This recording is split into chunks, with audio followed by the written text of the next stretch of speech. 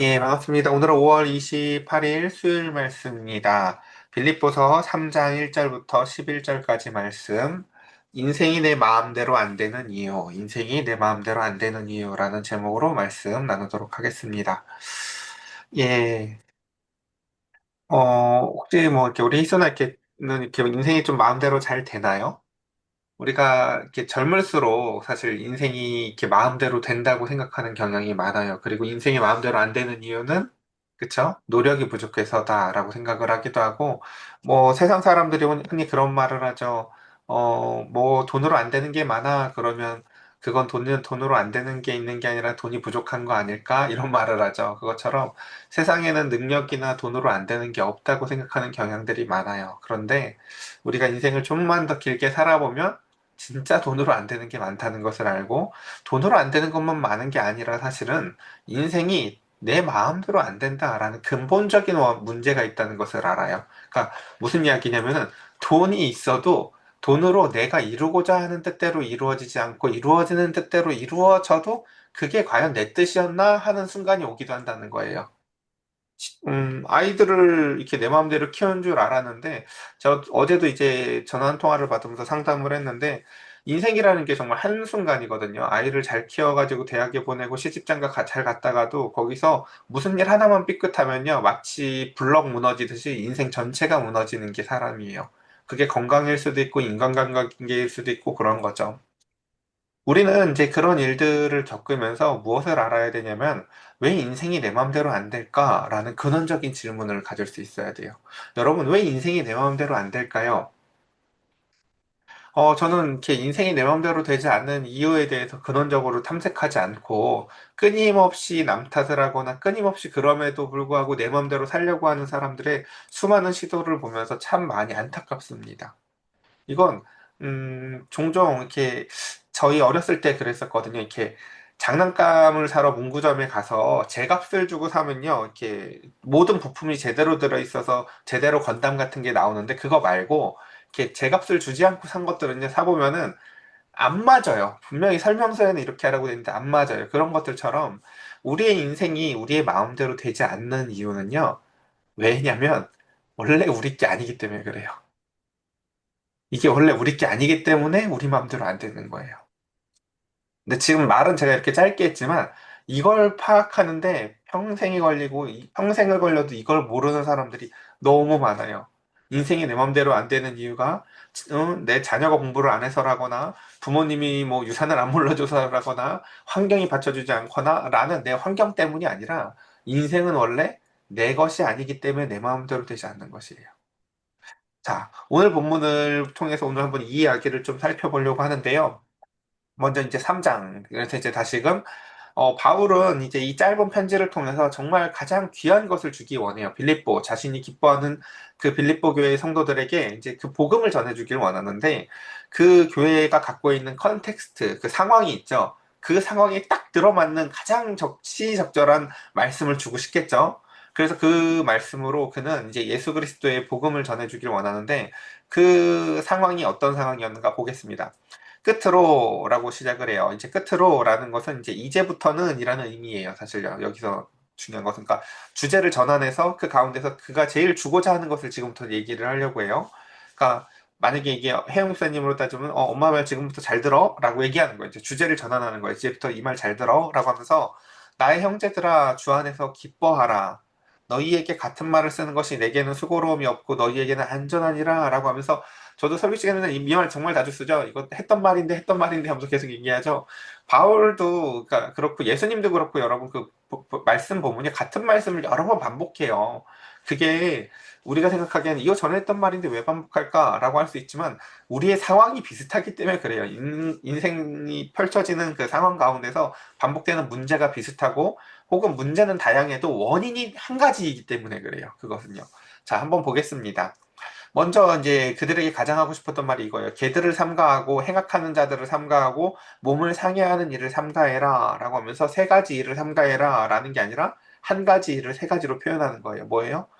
자신이 그 가운데서 지금 이 빌립보 교회가 참 여러 가지로 좋은데, 그들의 배경 중에 하나가 그런 거였죠. 로마 시민권을 자랑하던 습성이 있던 사람들이 지금 이제 교회에 들어와서 있단 말이에요. 그러면 그들은 또다시 무언가를 자랑하고 싶은데 우리가 하나님이 우리에게 자랑할 수 있는, 그러니까 내 인생이 내 마음대로 안 되다가 그 가운데서 예수님을 믿게 되어지고 하나님을 자랑하고 주 예수 그리스도를 자랑하면서 살아야 되는 인간이, 여태 자기 의를 가지고 살던 인간이 교회에 들어와서 또다시 자기 안에서 의의를 찾고 싶은 욕망을 잘 버리지 못한다는 거죠. 그래서 자기 안에서 찾아내게 되는 욕망 중에 하나가 뭐예요? 할례라는 거예요. 그래서 그 할례 자체가 나쁜 건 아니었지만 할례를 그 가운데서 이제 악하게 쓰는 거죠. 그래서 심지어 그 할례를 뭐라고 표현을 해요? 유대인들이 제일 싫어하던 그 이방인들에 대한 표현이 바로 개였는데, 그 할례를 받은 건 오케이. 근데 할례 받은 것 같고 할례 받지 않은 자들을 비하하는 사람들은 개야라고 지금 바울이 표현하는 거예요. 그리고 그렇게 할례 받은 할례는 그 할례 자체도 행악이야 라고 얘기를 하는 거죠. 그러니까 그래서 보면 이렇게 얘기를 합니다.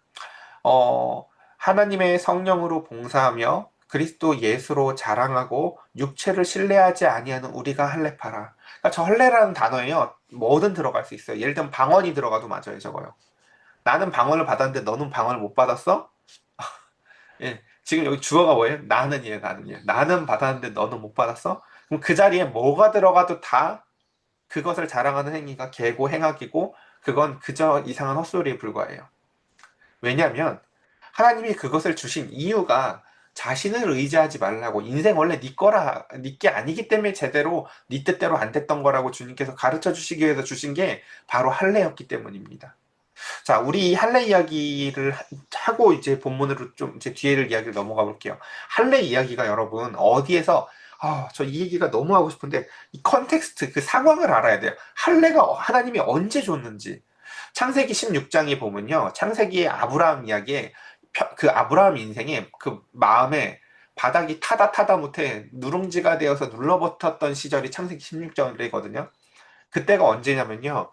인생이 내 뜻대로 안 돼요. 하나님이 약속해 준 건 있는데 교회는 다니는데, 그래서 그 가나안 땅 안에는 머물러 있는데 뭐가 잘 안 돼요. 그래서 나름 그 가운데서 내 방법대로 해보겠다고 이런저런 짓을 해요. 그래서 가나안 땅으로도 벗어났다가 하나님한테 혼나서 다시 또 들어오게 되고, 그러니까 교회도 한동안 안 나왔다가 주 안에서도 벗어났다가 그러다가 다시 또 주 안으로도 들어오게 되어지고, 분명히 자식을 준다고 했는데 안 줘가지고 또 내 마음대로 했다가 하가를 통해서 자식이 생겼는데, 그래서 그래도 나름 좋았는데 그 자식이 또 그 가운데서 문제를 일으켜가지고 결국은 사라가 그를 내쫓으라고 하고 해서, 이게 맞나? 라고 하면서 내 인생에 생각해보지도 않은 갈등의 극을 달릴 때가 창세기 16장이에요.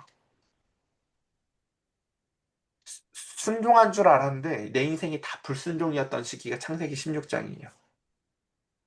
그때 하나님께서 하셨던 일이 뭐였냐면요. 13년 동안 더 이상 아브라함한테 나타나질 않으세요. 그렇게 네 맘대로 살아서 그래, 너 자기의로 번복된 네 삶을 살고 싶니? 그래, 한번 살아봐 라고 하고요. 하나님이 그의 삶에서 13년 동안 인생에 떠나가 계세요. 그게 할례 바로 직전 상황이에요. 그러다가 13년 만에 나타나서는 아브라함아, 아브라함아 라고 하면서 내가 다시 너하고 언약을 맺기를 원한다 라고 하면서, 이제 그가 충분히 인생이 내가 내 뜻대로 되지도 않을 뿐더러 내 뜻대로 돼서 가집게 된 하가를 통해서 얻게 된 이스마엘을 통해서 벌어지는 그 갈등 상황의 극을 바라보면서 인생의 주인이 내가 아니라는 것을 깨달을 만할 때쯤에 나타나셔서 다시금 우리 새로 약속을 하자라고 하시는 게 할례예요. 그러니까 할례라는 행위가 중요한 게 아니라 할례의 컨텍스트가 중요한 거예요. 언제 나타나서 왜 그 상황을 만드시면서 그 상황의 의미가 무엇인지 말이지요. 그러니까 만약에 방언이라는 것도요. 그러니까 의미가 있으려면요. 그 컨텍스트가 뭐냐면요.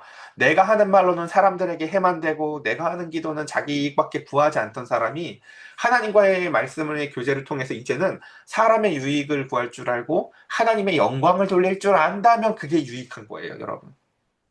내가 모르는 말로 막 4시간 기도했어. 답답합니다, 여러분. 예. 여자들끼리 통화를 오래 한다고 흔히 하죠. 통화를 4시간을 해도요, 남 험담하고 그 가운데서 자기의 마음이나 풀려고 하는 오래된 기도요, 그 무익한 통화일 수 있어요, 여러분. 그러니까 제가 이건 뭐 누구를 이렇게 비하려고 하는 것이 아니라 제가 얘기하는 건 거기서 이야기의 길이, 시간, 이런 걸 자랑한다는 거예요. 그런 거 의미 없다니까요. 기독교는요, 제가 얘기 드렸죠. 숫자 세는 거 별로 안 유익하다고요. 무슨 며칠 며칠 기도해, 뭐 40일 기도해라고 해서 뭐 이렇게 날짜를 세는 이유는요, 다 자기의예요. 잘 생각해 보면요. 그런 걸 우리가 언제 누구를 사랑할 때 그걸 왜 세요? 그쵸? 뭘 셀 때는요, 다 대가를 바랄 때만 세요. 잘 생각해 보세요. 제가 제 자녀들한테 진짜 좋은 걸 해주려고 하는데, 아빠가 너 위해서 시장에를 44번을 갔어, 이 자식아. 이렇게 세는 걸 봤나요? 그러지 않죠. 좋은 걸 만날 때까지 그곳에 가서 좋은 걸 만나면 기쁨으로 그를 먹이고 나는 까먹죠, 그 상황을. 내가 그걸 왜 세고 앉아 있어요? 셀 때는 딱 하나예요. 기계적 관계일 때. 나는 이렇게 해줬는데 너는 왜 안 해주냐? 라고 할 때만 그걸 자꾸 세고 싶어져요. 마찬가지입니다. 여기서 그래서 중요한 것은 할례를 하나님이 주신 그 할례가 그렇게 자기를 의지하지 못할 만한 때 주셨다는 걸 핵심을 기억해야 돼요. 나를 의지하면서 살아봤더니 결국 모든 것이 갈등 상황이고 하갈을 내보내면서 아브라함이 스스로 얼마나 마음이 괴롭겠어요. 내가 얼마나 나쁜 사람이에요. 그렇죠? 내가 하나님을 제대로 안 믿었더니 내 주변의 사람까지 나 때문에 고난을 받아요. 내 불순종으로 말미암아. 그래서 그 가운데서 얼마나 고통스러워서 내가 얼마나 믿을 만한 존재가 아닌 사람인지를 정말 뼈저리가 깨닫고 하나님의 임재도 없었던 13년의 시간이 끝나고 난 이후에야 주셨던 게 할례라고요. 우리는 그것을 기억해야 돼요. 그러니까 할례의 핵심 정신이 뭐예요? 육체를 신뢰하지 마라 해요. 예. 너 자신을 신뢰하면 인생 그래 라는 거예요. 모든 것을 다 가졌는데 아무것도 되는 게 없고 마음의 즐거움과 기쁨이 없는 상태. 핵심은 뭐예요, 여러분? 그러니까 어, 하나님이 주신 제일 큰 선물이요. 젊음, 마음의 즐거움, 뭐 이런 것들이거든요. 그러니까 우리가 되돌이킬 수 없는 것들이고요. 살 수도 없는 것들이에요, 사실요. 그런 것들은 다. 예. 자, 한 번 더 좀 더 봅시다. 그래서 신명기, 아유, 시간이 짧아서 그냥 대충 넘어가 볼게요. 신명기 말씀도 그래서 우리가 꼭 신약에만 얘기를 하는 게 아니라 구약 성경에서부터 하나님은 말씀을 그렇게 하셨어요. 그러므로 너희는 마음의 할례를 행하고 목을 곧게 하지 말아라 라고 얘기하셨다고요. 구약 성경에도 할례가 어디다 하는 거라고 표현됐어요, 애초에요? 남자의 성기에만 하는 게 할례야 라고 하면서 화장실에 갈 때마다 나의 구원을 이렇게 뭔가 확인하는 게 아니라 할례는 어디다 하는 거다? 마음에다 해야 되는 건데 그걸 육체에 보이라고 한 거지라는 거예요. 제가 결혼을 하고 나서요, 살이 많이 쪄가지고 결혼식 반지를 안 끼고 다니거든요. 제가 할례를 안 하고 다니는 건가요? 그런 거 아니죠. 제가 결혼했다는 상태를요, 제 마음에 늘 새기고 살아요, 당연히요. 그리고 뭐 핸드폰에 패턴 같은 것도 걸지 않고 그가 보기에 제 아내가 보기에 부끄러운 행위를 어디서도 하지 않아요. 왜냐? 당연히 그 결혼한 마음의 할례가 내 손가락에 지금 살이 쪄서 반지를 끼고 다니진 않지만 마음에 이루어진 상태니까요. 마찬가지예요. 그리스도를 내가 믿게 되었고 그로 말미암아 그리스도인이라는 자의식과 그 마음의 할례는요. 마음에 생겨나는 거지. 그걸 여기다가 막 꼭 무슨 이렇게 뭐죠 그 깃도 없는 그 성직자들 옷 이런 거 막 이렇게 꼭 입고 여기다 꼭 십자가 하나 걸고 그러면서 막 이렇게 뭘 이렇게 겉으로 표시를 해야 되는 게 아니라고요. 자, 그래서 저 마음의 할례도 중요한데요. 마음의 할례에 반대되는 개념이 뭔지 아시는 게 너무 중요해요. 마음의 할례에 반대되는 개념이 뭐예요? 목이 곧은 거예요. 예. 아직도 자기를 믿는 거죠. 아직도 자기를 믿는 거. 야, 할례는 받아야 되는 거야. 막 이러면서 그쵸.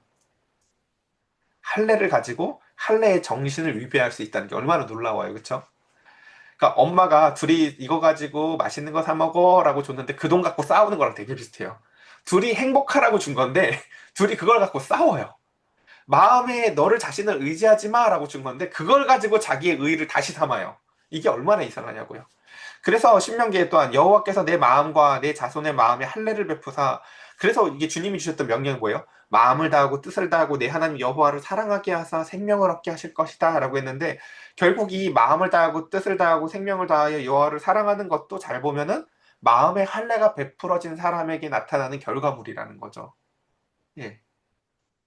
그리고 또 하나 마지막 예레미야도 보면요. 그러니까 그들이 하도 자기의 의를 의지할 때 그 성전을 의지할 이때쯤은요. 성전이 이제 막 할례 제2의 할례처럼 성전을 의지해가지고 그러니까 오죽하면 예레미야한테 이거 성전이라 성전이라 하는 말을 믿지 말아라 이렇게 얘기하죠.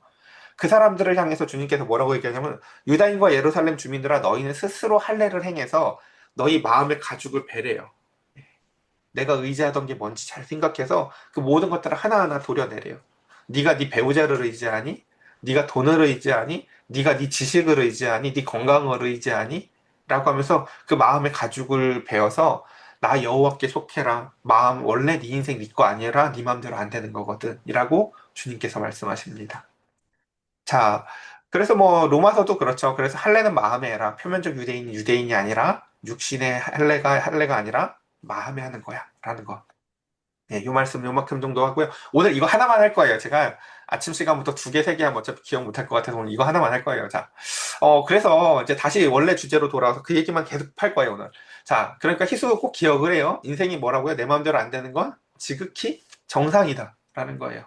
인생이 내 마음대로 안 될 때마다 주변을 탓하는 게 아니라 내 게 아니라 내 마음대로 안 되는 거였지. 라고 얘기하며 내 마음대로 안 되는 환경을 탓할 게 아니라 내가 주님께 속할 생각을 해야 돼요. 주님의 뜻이 어디에 있는 건지 알려달라고. 주님은 주님의 뜻대로 하시는 분 아니시냐고. 심지어 예수님께서도 내 뜻대로 마시고 아버지의 뜻대로 해달라고 하시죠. 왜요? 아버지께 속한 것이기 때문에 그래요. 그리고 그 아버지는 아버지의 뜻을 구하는 주님에게 모든 권능을 다시 부여하셨어요. 주님도 그러실 거예요, 여러분. 여러분이 예수님의 뜻을 구하시잖아요. 주님께서는요, 여러분들의 삶의 모든 자리에 대한 권한과 권능을요, 여러분들에게 다시 위임하실 거예요. 그러니까 우리가 예수님께서 아버지에게 속한 것처럼 우리도 예수님에게 속해야 되는 거죠. 예수님이 이 이야기를 제자들에게도 똑같이 해요. 너희가 서로 내가 지금 너희를 사랑하는 것처럼 서로 사랑하면 세상도 그 원리를 통해서 나를 알게 될 거야 라고 말씀하시죠. 자, 좀 더 넘어가 보겠습니다. 자, 그러나 나도 육체를 신뢰야만 하며 만일 누구든지 다른 이가 육체를 신뢰할 것이 있는 줄을 생각하면 나는 더욱 그리하니 라고 하면서 자기가 만약에 너희들이 자랑하는 것처럼 할례를 자랑하려고 쳐 그럼 난 자랑할 거 되게 많아 하면서 일곱 가지를 들죠. 나는 8일 정확하게 날짜도 지켰어. 이방인들은 일단 날짜를 못 지켜요. 예. 여기 빌리포 지역은 이방인들이 지금 믿게 된 거잖아요. 그쵸? 그러니까 지금 적어도 난 너희들은 나중에 나이 들어서 들어왔지만 나는 처음부터 8일째 정확하게 할례 받은 사람이고 나는 이스라엘 족속이야. 이방인도 아니야 너희처럼. 그리고 나는 야 너희 그 성경에서 그 저 구약 성경에서 봤지 그 이스라엘 초대 왕이 누구야? 그치 사월 그 지파 어디야? 베냐민이지 나 그 집안 사람이야. 뭐 이렇게 그쵸 자랑할 거라고 그거 하면요 그 바울을 따라갈 사람이 없습니다. 뭐 히브리인 중에 히브리인이고 율법으로는 내가 또 바리새인 우리 바리새인을요, 성경에서 늘 나쁜 이미지로 자꾸 이렇게 잘 생각을 하고 되게 무시하잖아요. 여러분, 바리새인은요, 이거 명심하세요. 예수님만 무시하는 거예요. 예수님이나 바리새인을 무시할 수 있는 거지. 우리는 바리새인을 무시하면 안 돼요. 예, 그만큼 열심히 해봤나? 그쵸? 어쨌든. 자, 그리고 그래서 열심으로는 교회를 박해했고, 율법의 의로는 그 가운데서 흠이 없게 산 게 나은데, 그 모든 이야기들을 자기가 다 뭐라고 얘기해요? 해로 여긴다고 얘기를 해요. 그러나 무엇이든지 내게 유익하던 것, 지금 내가 유익하다고 생각했던 게 뭐예요? 내가 할례 받은 거, 내 가문, 내 학식, 내 열심, 자기의 이게 다 뭐라고 얘기해요?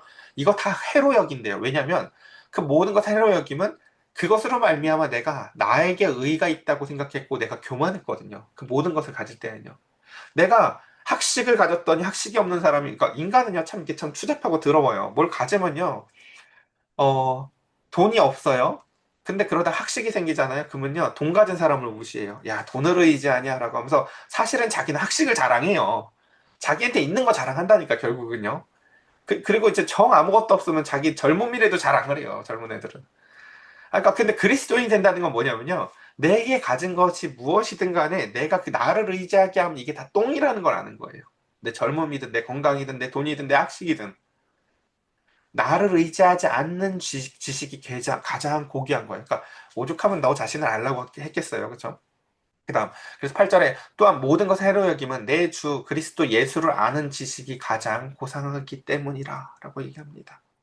그래서 내가 그를 위하여 모든 것을 잃어버리고 배설물로 여김은 그리스도를 얻고 그 안에서 발견대로 함이니 라고 얘기하죠. 아유 말씀이 시간이 없는데 큰일 났네.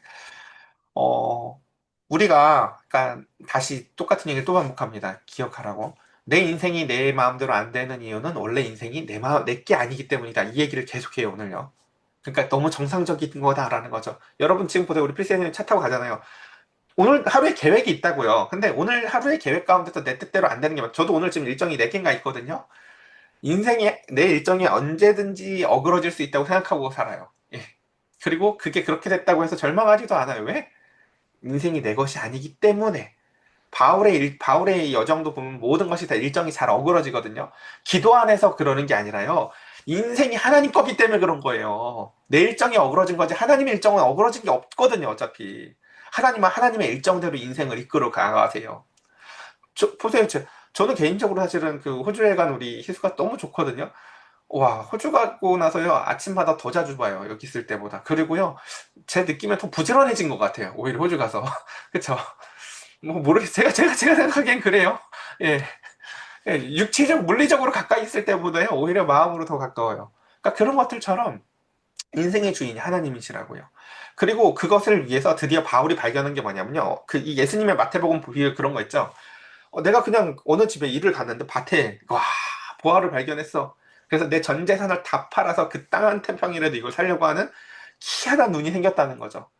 내가 진주 장사인데 내가 갖고 있는 진주 다 팔아도 안 아까운 진주 하나를 발견해서 그 가운데서 그걸 발견한 것처럼 바울이 지금까지 내가 의지했던 할례, 가문, 학식, 열심, 자기의 일을 다 팔아서 다 똥으로 여기면서도 내가 꼭 가져야겠는 게 있는데 그게 바로 예수 그리스도예요. 그리고 예수 그리스도를 내가 믿는다라는 자기의적인 예수 그리스도에 대한 믿음이 아니라 뭐라고 얘기해요? 그리스도를 얻어서 그 안에서 발견되려고 하는데요. 주님 나 좀 봐주세요 하고 말이지요.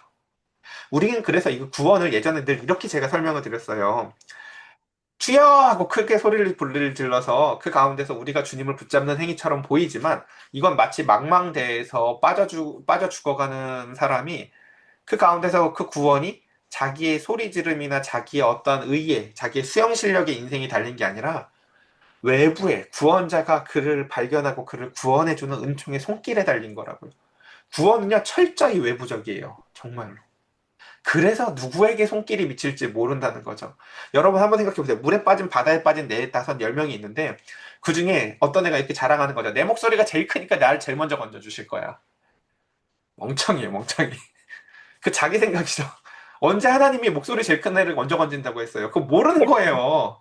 근데 적어도 제일 구원을 늦게 받거나 못 받을 사람 누구냐면요. 자기를 의지한 사람이에요. 나는 괜찮은데? 하면서 수영 잘하는 애, 이런 애들 있죠.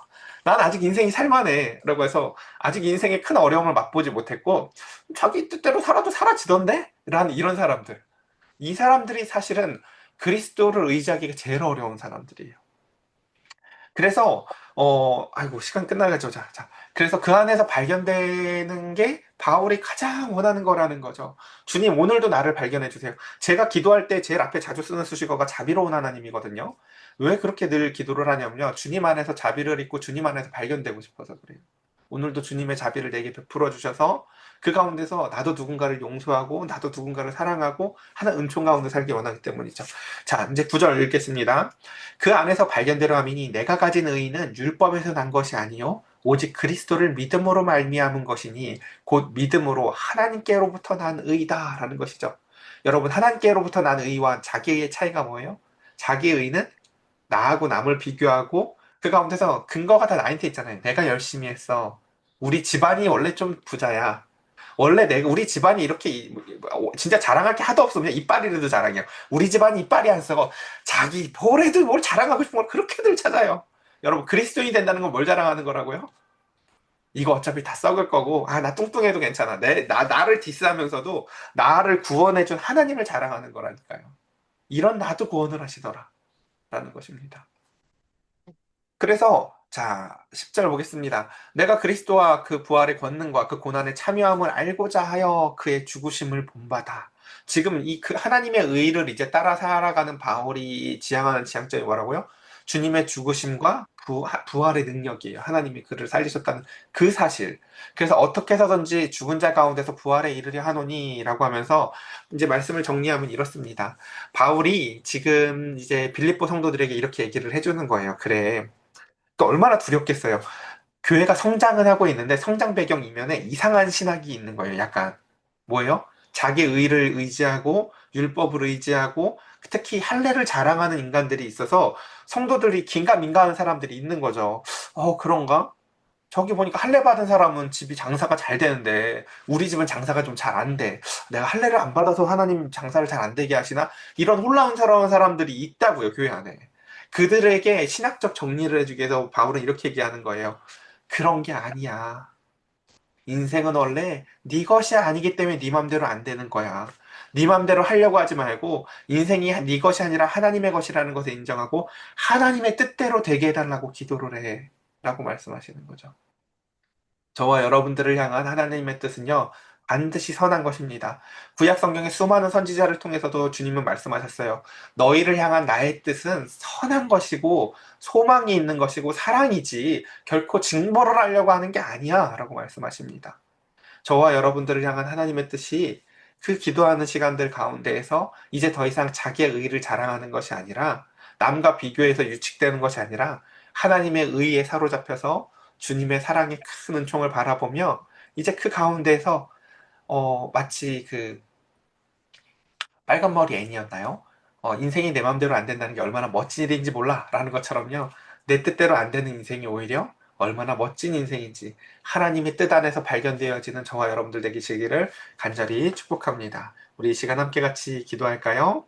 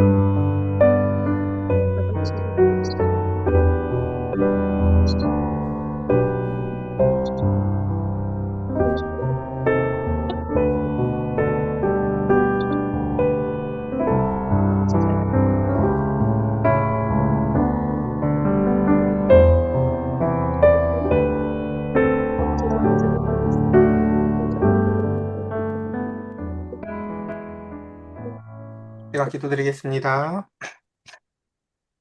하나님, 우리의 인생에 있어서 수많은 어려움들이 있습니다. 왜 내 마음대로 안 될까? 내가 열심히 노력했는데. 타인과 비교하며 저 사람은 별로 힘도 안 드는 것 같은데, 왜 나는 저 사람보다 못할까? 많은 사람들이 남과 비교하며 자신의 인생의 방향을 알지 못한 채 마음이 상하고 고통스러워하며 살아가는 이 세상 가운데에 주님께서는 오늘 이 할례와 자기의 의에 대한 말씀을 통하여 인생이 네 마음대로 되지 않는 것은 인생이 원래 네 것이 아니라 내 것이며 또한 네 뜻대로 될 때 그 인생이 얼마나 고통스러웠는지를 아브라함에게 할례를 주시기 직전 상황을 통해서 주님 오늘 말씀을 배웠습니다. 내 뜻대로 되었을 때 얼마나 더 고통스러운지 가장 고통스러운 것이 하나님의 임재가 없는 것임을 알게 하여 주시사 주님 그 가운데에 하나님의 뜻 안에서 주 안에서 오늘도 발견되어지는 우리의 인생이 되어지게 하시고 우리의 인생을 통해서 하나님의 뜻이 꽃피우는 우리의 인생 되기를 소망하오니 주여 역사하시고 그 능력 가운데 오늘 하루 안에 하나님의 인생의 뜻이 무엇인지를 오늘 하루에 안에 있는 하나님의 인생의 뜻이 발견되어지는 오늘 하루의 인생 될 수 있도록 은혜를 더하여 주시옵소서. 우리의 구주 되신 예수 그리스도의 이름으로 기도드렸사옵나이다. 아멘. 아멘.